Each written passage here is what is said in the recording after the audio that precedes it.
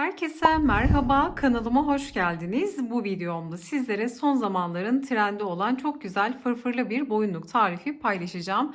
O kadar kolay bir yapımı var ki örgüye yeni başlayanlar da bunu eminim ki çok rahatlıkla yapabilirler. Sadece düz ve ters örgüden oluşan, yani lastik dediğimiz modelden oluşan çok keyifli bir örnek. Bir günde birden fazla örüp hazırlayabilirsiniz. Çok pratik bir yapım var. Bütün yapım aşamasında detaylı olarak sizlerle adım adım paylaştım. Umarım faydalı bir içerik olur. Detaylı tarifimize geçmeden önce de sizlerden küçük de bir ricada bulunmak istiyorum. Kanalımıza ücretsiz abone olabilir, videoyu beğenir ve yorumlarınızı eksik etmezseniz gerçekten çok mutlu olurum. Hemen bunu nasıl bağlıyorum sizlere kısaca gösterip sonra da tarifimize geçerim.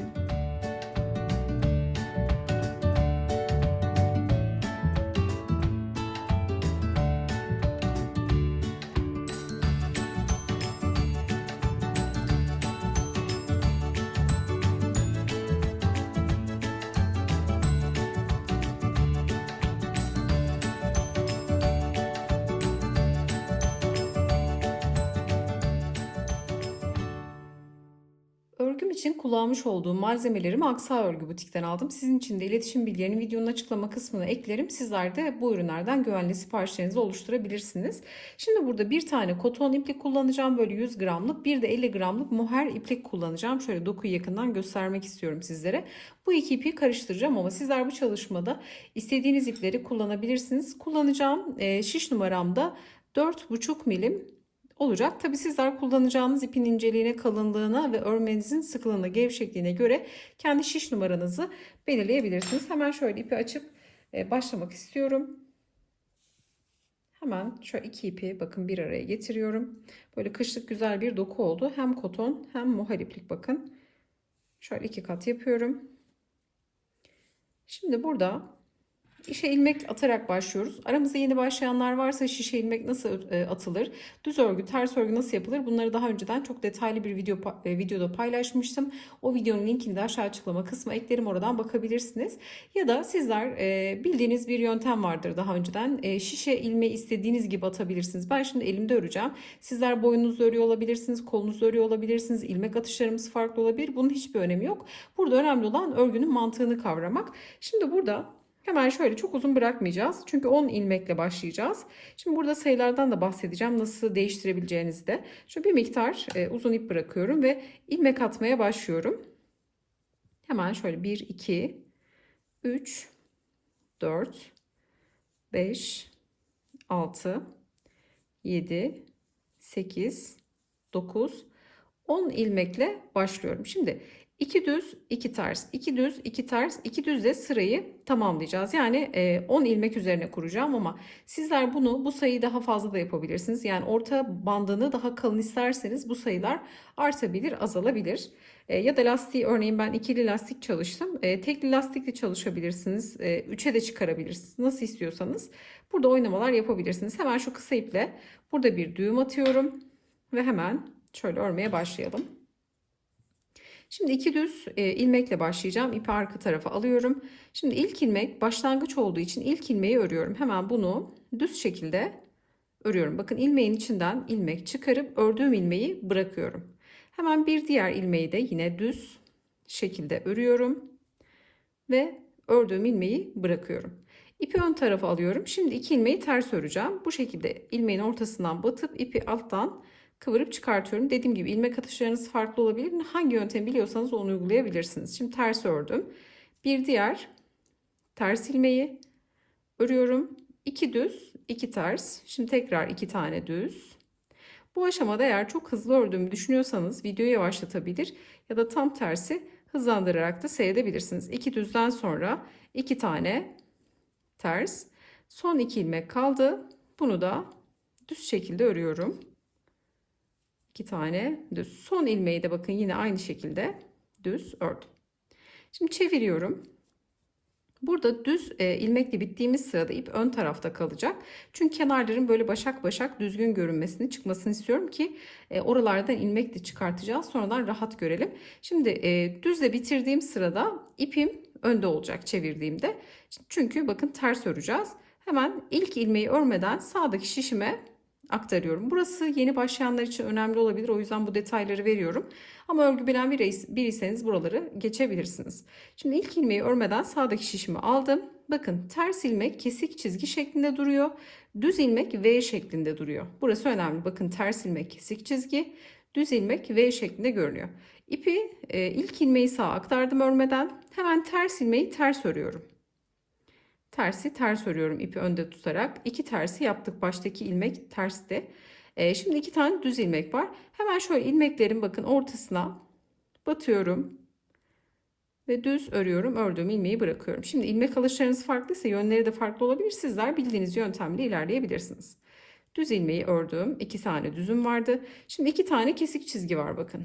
2 tane düz, 2 tane ters şeklinde ilerliyor örgümüz. İpi öne alıyorum ve 2 tersi örüyorum. 2 ters, 2 düz, 2 tersle bitiriyoruz sırayı. Şimdi sıra bitiş ve başlangıçları önemli. Bakın tersle en son ilmeği de ters örüp şimdi ters ördüğüm sırada ip arka tarafta kalacak. Düz ördüğüm sırada önde olacak ip. Şimdi ters ilmeği ördükten sonra ip arkada. İpin ilk ilmeğin bakın şöyle solundan giriyorum ve sağdaki şişimi alıyorum. Hep aynı işlemleri yapacağız. Bu noktada sağdaki şişimi aldım. Şimdi bakın düz ilmek geliyor. Hemen V şeklinde görünüyor zaten. Burada hemen düzü düz. 2 tane ters geliyor. Tersi ters örüyorum. Lastik örgü sadece bundan ibaret. Ortalar kolay. Düzü gördüğümüzde düz örüyoruz. 2 tane düz. Tersi gördüğümüzde ters örüyoruz. 2 tane ters. Şimdi sıra sonu önemli. Sıradaki düz. En son ilmekte düz. Fakat bakın bu şekilde batmıyorum. Solundan giriyorum. Orta göbeğinden değil. Sol taraftan girip düz ilmeği yine düz şekilde örüyorum. Düz ilmeği ördüğümde ipim ön tarafta olacak ki şu kenarda başak görüntüsünü elde etmiş olalım. İp ön tarafta. Şimdi ilk ilmeği örmeden alıyorum her zaman. Şimdi orta göbekten battım. İlmeği sağdaki şişime taktım. Şimdi ters ilmek geliyor. Ne yapıyorum? Tersi ters, düzü düz örüyorum. Umarım bitiş ve başlangıçlar anlaşılmıştır. Dediğim gibi burayı örgü bilmeyenler için yavaş bir şekilde detaylı göstermek istedim ama örgü bilen biriyseniz buraları çok rahat yapmış olacaksınız. Tersi ters örüyorum. Ters ilmeği ördüğümde ipim arkada kalıyor ve ilmeğin hemen solundan girerek sağdaki şişime aktarıyorum. İlk ilmeği örmeden alıyorum her zaman. Sonra düz ilmek geliyor. Düzü düz, tersi ters örüyorum. Şimdi istiyorum ki bir kez daha sıra bitişini gösterelim. Düzü düz, tersi ters, düz. Son ilmeği de yine bakın solundan girerek son ilmek olduğu için düz ördüm. İp şimdi önde kalacak. Düzle bitirdiğim için ve ilk ilmeği örmeden tam göbekten batıyorum. Sağdaki şişimi alıyorum. Şimdi ters ilmek olduğu için ipin önde kalması gerekiyor bakın. Tersi ters örüp sonra düzü de düz örerek devam ediyorum. Umarım açıklayıcı olmuştur. Kenar bakın böyle başak başak bir görüntüde olacak ki buralardan ilmekler çıkarttım. Şimdi gösterdiğimde daha anlaşılır olacak. Şimdi lastik örgümüze devam edelim. Burada uzunluğu ne kadar istiyorsanız o kadar uzatabilirsiniz. En az 1 metre örmeniz gerekiyor. Ben yaklaşık 1 metre 30 santim kadar örüp tamamlayacağım. Sonraki işleme birlikte devam ediyor olacağız. Bakın örgümü, lastik örgümü 1 metre 30 santim olana kadar uzattım. Şimdi burada tığla kapatma yapacağım. Sizler istediğiniz, bildiğiniz yöntemleri burada kullanabilirsiniz. İlmek kapatma yapacağız. Şimdi ben tığla yapıyorum. Bu aşamada 3 milim tığ kullanacağım. Şimdi tığ şiş gibi kullanacağız. Bu yöntem özellikle örgüye yeni başlayanlar için daha kontrol edilebilir bir yöntem olduğu için tığla yapıyorum. Şimdi burada yine ilk ilmeği örmeden bakın sağdaki şişimize aktarıyorduk. Aynı işlemi yapıyoruz. Örmeden sağdaki şişimize yani tığımızı aldık. Sıradaki ilmeği düz görüyorum. Bakın düz ilmeği normal düz örüyorum. Ördüğüm ilmeği ilk ilmeğin içinden geçiriyorum. Sıradaki 2 ilmek ters bakın. İpi ön tarafa alıyorum. Ters ilmeği ters şekilde örüyorum. Sonra ördüğüm ilmeği bekleyen ilmeğin içinden geçiriyorum. Tekrar ipi öne alıp tersi ters örüp bekleyen ilmeğin içinden geçiriyorum. Sonra düzü düz örüyorum. İlmeğin içinden geçiriyorum. Ya da direkt şöyle tığa çıkarıp bu şekilde de ikisini bir de çekip örebilirsiniz. Aynı işlem oluyor. Şimdi tersi ters örüp bekleyen ilmeğin içinden geçiriyorum. Gerçekten pratik bir yöntem. Son 2 ilmek kalıyor. 2 ilmeği de yine aynı şekilde bakın düz örüp sırayı bitiriyorum. Bir zincir çektim. Şimdi ipimi bir 5 santim kadar uzatıp kesiyorum. Bakın çok düzgün bir kapatma yapmış oluyoruz. Sonra bu kısa kalan ipleri de gizleyeceğiz. Dediğim gibi burada ben 1 metre 30 santim olana kadar uzattım. Sizler bu bağcık kısmının uzunluğunu ne kadar istiyorsanız o kadar yapabilirsiniz. Aslında mantık bu. Yani şöyle uzun uzun bir parça örüyoruz. Bu uzun parçanın boynumuza gelecek kısmını şimdi örgüyle fırfır yapacağız. Kalan uçlarla örneğin fiyonk yapmak istiyorsanız uzunluğunu ona göre ayarlayabilirsiniz. Ya da sadece bir düğüm atmak istiyorsanız ona göre yapabilirsiniz uzunluğunu. Şimdi orta kısmını bulup ayarlamak gerekiyor. Hemen şöyle ikiye katlıyorum örgümü. İkiye katladıktan sonra ben boyun çevrimi ölçtüğümde 36 santim elde ettim. Yani şimdi ikiye katladığım için bir 18 santim ölçüp çengelli iğne takıp yer belirleyici ile yani yerlerini belirgin hale getireceğim. Şöyle 18 santim yeterli olacak. Şu kısım bakın. Şu noktaya karşılıklı çengelli iğne taktığımda tam orta kısmını bulmuş olacağım. Bir tane daha alalım. Yani biraz 1-2 ileri hiç önemli değil. Şimdi şu kısmı bakın açtığım çengelli iğnenin ucunu açtım. Yani şu uçtan uca kısma fırfır örmeye geçeceğiz. Dediğim gibi burası 36 santim oldu bende. Siz de kendi boyununuzu ölçerseniz yani kendi ölçünüze göre yapabilirsiniz.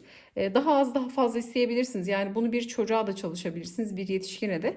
Önemli olan örgünüzü ortaladıktan sonra örgümüzü şöyle ortalıyoruz. Boyun ölçümüzün bakın yarısını ölçüp karşılıklı çengelli iğneyi taktığımda açtığımda bu kısmı öreceğim. Yani buradan başlayacağız. Buraya kadar örmüş olacağız. Şimdi örerken de lastik kısmı bakın şöyle ikili ortada kalan kısımdan şimdi şuradan ilmeklerimi çıkartacağım. Bakın ikili kısımda şöyle ayrık görünüyor. Düz kısmını şurası yapacağım yani. Bakın buradan ilmekler çıkartarak başlayacağız. Şimdi ipimin ucunu alıyorum.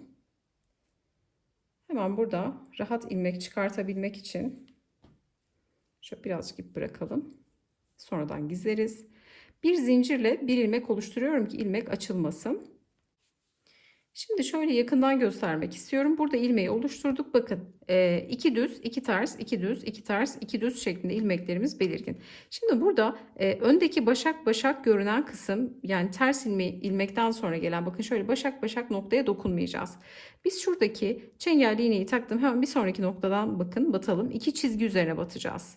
Şu şekilde kenarları kullanacağız. Hemen tığımla battım. Kolay olması için bir zincirli ilmeğimizi oluşturdum. Buradan çıkardım. Şimdi şişimi alıyorum. Şişe daha kolay ilmekler çıkartacağım. Şimdi burada birinci ilmeği çıkarttım. Bir diğer boşluğa batıyorum. Tekrar ipi şöyle alttan kıvırıp ilmeği çıkartıyorum. Bir sonraki boşluğa batıyorum. Bunu elinize aldığınızda daha rahat göreceksiniz. İpi şöyle alttan kıvırarak bakın çıkartıyorum. Öndeki başak başak görüntü bakın sabit kalıyor. Biz burada hemen şöyle kenar bakın iki çizgiye batmak zorundayız. Yoksa zayıf olur ilmekler. Buradan batıp ilmeklerimi çıkartıyorum. Şimdi ben modeli bu fırfırı 3 tane düz başlayacağım. Bir tane ters. Yani 4 ve 4'ün katına kuracağım ilmekleri. Şimdi burada ilmeklerimizi oluşturalım.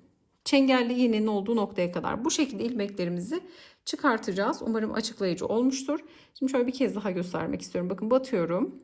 İpi alttan alıp şişle çıkarması daha kolay ama zorlanırım derseniz tığla da devam edebilirsiniz. Şimdi 4'ün katı olacak şekilde belirlediğim noktalardan ilmekleri çıkartacağım.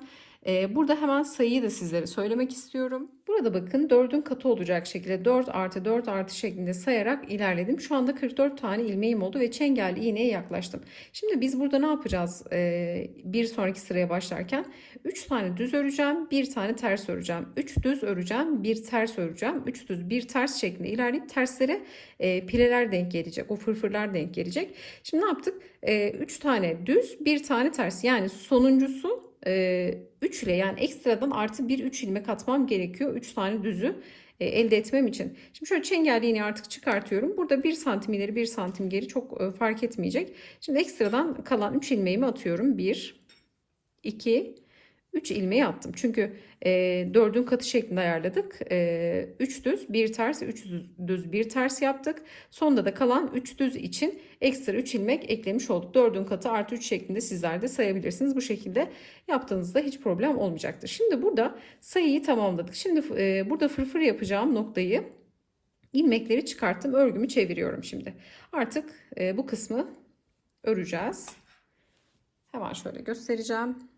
Bu arada şişlerim bir tık uzun olduğu için örmesi masada biraz zor oluyor ama şimdi burada lastik kısmında uyguladığım kenar işleminin birebir aynısını uygulamış olacağım. Şimdi geliyorum. Burada şöyle ilk ilmeği öreceğim. Düz şekilde örüyorum bakın. Hemen ilk ilmeği düz örüyorum. Birinci düz, ikinci düz, üçüncü düz. Bakın 3 ilmeği düz ördüm. İpi ön tarafa alıyorum. Bir tane ters örüyorum. Şimdi bu tersler artış noktalarımız olacak. 3 düz, 1 ters yaptık bakın. Şimdi tekrar 3 tane düz öreceğim. 1, 2, 3 düz. Şimdi ipi öne alıyorum. Bir tane ters. İlmekleri attıktan sonra bir sıra bu şekilde öreceğiz. 1, 2, 3 düz. İpi öne alıyorum. Bir tane ters. Şimdi 3 düz 1 ters, 3 düz 1 ters şeklinde sıra sonuna kadar gelelim. Şimdi burada sayılarla nasıl oynayabileceğinizi de sizlere söyleyeceğim. Bu arada şunu da unutmadan hemen söyleyelim. Şuradaki lastik kısmını 1 metre 30 santim olana kadar ördük. Lastik kısmının eni de yaklaşık şöyle bakın tuttuğumda 3 santim oluyor. Lastiğin en kısmı da 3 santim oldu. Şimdi sıra sonuna kadar tarif etmiş olduğumuz gibi örüp gelelim. Burada bakın 3 düz 1 tersi yaptım. Son nokta 3 tane düzle bitmek zorunda. Şimdi 3 tane düzle sıramızı bitiriyoruz. Sizler de bu sayı daha az olur daha fazla olur. Kendinize göre ayarlarsınız. Şimdi burada son ilmeği de ördüm. Bakın zincirle attığımız için burada biraz çıkabilir ama bunu sonradan sabitleyip gizleyeceğiz. Şimdi tekrar çeviriyorum örgümü. Şimdi son ilmek düz olduğu için ipim önde olmak zorunda. Lastikteki yaptığımız kenar işlemini uyguluyoruz bakın. Geldim. Şimdi ilk ilmeği örmeden sağdaki şişime aktardım. Şimdi düzler ters çevirdiğimiz için arka sırada ters görünüyor bakın. Düzler ters, tersler düz görünüyor. Yani 3 tane ters, 1 tane düz bizi karşılıyor bu sırada. Ne yapıyorum? İlk ilmeği örmeden aldım. 2 tane tersi görüyorum. Baştaki ilmekle beraber 3 oluyor. Şimdi tersi yine ters örüyorum. 2 tane ters. Şimdi burada düz görünen şu ilmekte artış yapacağız. Bakın bir tane düz, 3 tane ters görünüyor. Bir tane düz, 3 tane ters görünüyor. Ters ilmekler bakın kesik çizgi şeklinde görünüyor demiştik. Düz ilmekler de V şeklinde görünüyor. Şimdi bu düz ilmekten 5 tane ilmek çıkartacağız. 3 tane tersimizi ördük. Şimdi düz ilmeğin direkt ortasına batıyorum. Birinci ilmeği örüyorum. Şimdi artış yapacağız. Bir defa şişimize doluyoruz. İkinci ilmek. Tekrar orta göbeğe batıyorum ve düz ilmek örüyorum. Üçüncü ilmek. Şimdi bir kez daha doluyorum ipimi. Dördüncü ilmek. Şimdi beşinci ilmeği de düz ilmeğin solundaki noktadan batıp şöyle solundan batıp düz örüyorum ki burada çok fazla boşluk oluşmasın. Bakın düz ilmekten 5 tane ilmek çıkarttık. Şimdi önümüzde 3 tane ters var. Hemen 3 tane tersimizi örüyoruz. 1, 2, 3 tane tersi ördük. Şimdi bir tane düzümüz var ortada bakın. Şimdi bu düz ilmekten 5 tane ilmek çıkartacağız. Tam orta göbeğine batıyorum. Birinci ilmeğim. Bir defa doluyorum. 2. Tekrar orta göbeğe batıyorum. Düz örüyorum. 3. Bir kez daha doluyorum. 4. Şimdi 5. ilmeği de örerken düz ilmeğin solundaki bakın boşluğundan batıp orta göbekten çıkıp buradan ilmeğimi alarak 5. ilmeği de bu şekilde oluşturmuş oluyoruz. Sonra geliyor tekrar 3 tane ters ilmek.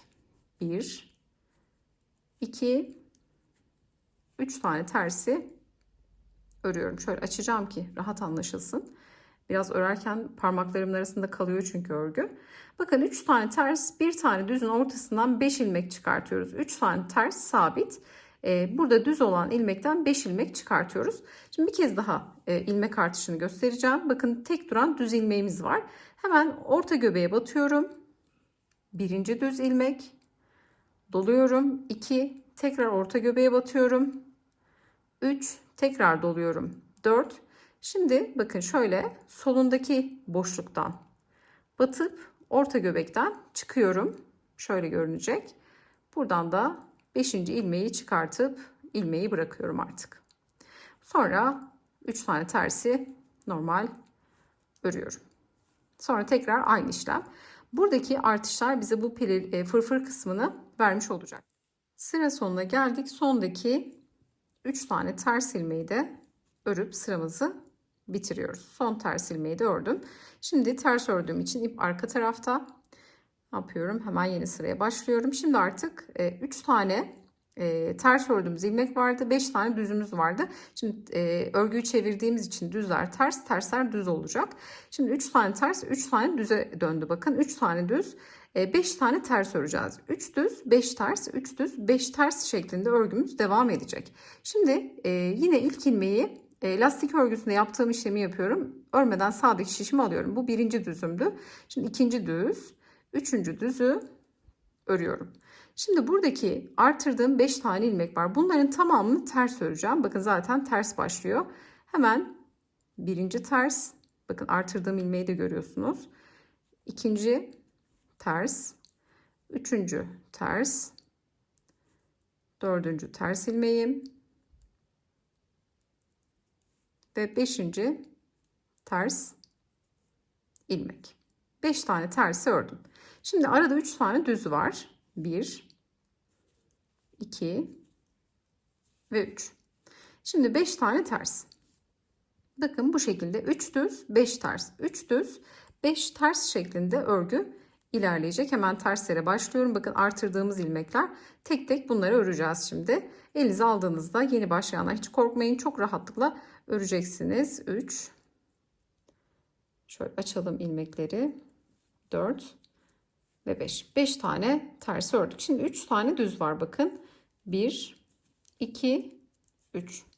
Sonra artırdığım 5 ilmek var. Bundan sonrası oldukça kolay. Bundan sonra düzü düz, tersi ters örüyoruz. Şöyle çevirelim. Bakın sıra sonuna kadar aynı şekilde devam edeceğiz.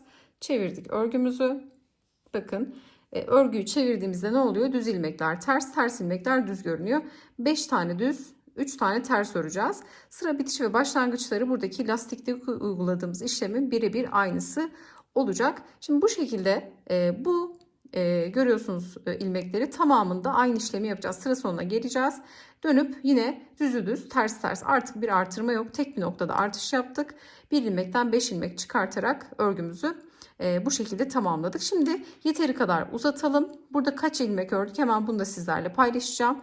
Bakın bu şekilde bu fırfır kısmını örelim. Bakın örgümüzü tamamladık. Şimdi burada 11 sıra ördüm. 12. sırada yani örgümüzün düz tarafından ilmek kapatma yaptık. Burada da ipimizi koparttık bakın.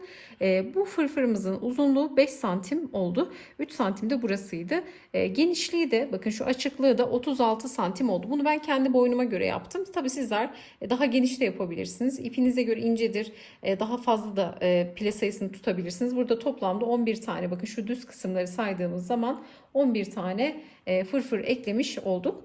Şimdi ilmek kapatmayı zaten lastik kısmında göstermiştim. Burada düz yüzde kapatıyoruz. Bakın buradan başlıyoruz kapatmaya.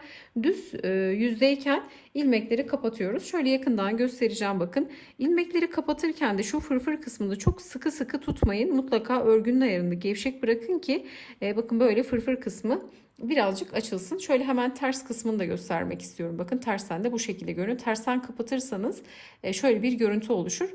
O yüzden mutlaka düz yüzde kapatma yapalım. Şimdi burada yaptığımız işlemin birebir aynısını karşı tarafta uygulayacağız. Örgüyü çeviriyorum düz yüzde. Hemen ilmek atarak yani ilk başladığımız kısımda yaptığımız işlemi birebir aynı şekilde tekrar ediyoruz. Şimdi ipimi alıyorum. Yine bir zincirle bir ilmek oluşturuyorum. Ve bakın burada şu kısma denk gelen noktada şöyle kontrol edeceğim. Tabi sizler çengelliğine de takabilirsiniz. Bu kısımdan ilk ilmeği çıkartacağım. Bakın yine başak başak ilmekler duruyor. Şimdi şişi alıp tek ilmekleri dediğim gibi tığla da çıkartabilirsiniz. Ben şişe takıp şişte daha rahat ettiğim için yine aynı sayılarda ilmeklerimizi çıkartacağız. Yani bu tarafta hangi işlemi uyguladıysak karşı tarafta da birebir aynı işlemi uygulayacağız. Bakın 5 ilmeği çıkarttık. Çıkarttıktan sonra ne yapıyoruz? Düzü düz, ters ters örerek aynı buradaki lastik örmenin mantığının birebir aynısı. Kenarlarda da hep aynı işlemleri yapmış olduk ve ilmek kapatmayı da zaten göstermiştim. Şimdi karşı tarafı da aynı sayıda ilmekler çıkartarak burada yaptığım işlemi karşı tarafta da aynı şekilde uygulayarak örgümüzü artık bitireceğiz. Sonrasında kısa ipleri gizleyerek çalışmamızı bitirmiş olacağız. Buradaki genişlik de yaklaşık 13 santim olacak. Çünkü 5 santim bu fırfır noktası, genişliği 36 santim. Burada 3 santimdi lastiğimizin genişliği, 5 santim daha örüp 13 santim ölçüsünde bir genişlik elde etmiş olacağız. Şimdi bitirelim ve son halini hemen sizlerle paylaşalım. Bakın sizlere tarif etmiş olduğum gibi diğer tarafı da tamamladım ve bu şekilde boyunluğumuzu hazırlamış olduk. Hemen şöyle yakından örgümüzü göstermek istiyorum. Bakın arka tarafı da bu şekilde görünüyor. Arka tarafı da kullanılabilir. İki tarafı da kullanılabilecek. Gerçekten çok temiz, güzel bir çalışma oldu. Umarım sizler de beğenir ve denersiniz. Sizler ölçüsüyle istediğiniz gibi oynayabilirsiniz. Yapım mantığı umarım açıklayıcı olmuştur. Bu arada kullandığım ipleri de göstermek istiyorum. Bakın 100 gramlık koton bir iplik, 50 gramlık böyle mohair bir ipliği bir araya getirmiştim. Bu yumaktan bir tane daha çıkar. Yani 50 gramdan bir tık daha az kullanmışız ama yani bir yumaktan 2 tane boyunluk çıkarabilirsiniz. Koton ip için söylüyorum. Mohairdense 15 gram kadar kullanmışız. Hepsini tarttım. Yani mohair ipten de 3 tane falan çıkacaktır. Yani ipimiz oldukça artıyor. Bunu da söylemiş olayım. Yapacak olanlara kolaylıklar diliyorum. Videomuzu beğenmeyi, yorum bırakmayı, kanalımıza abone olmayı unutmayın. Bir sonraki videoda görüşünceye dek hoşça kalın.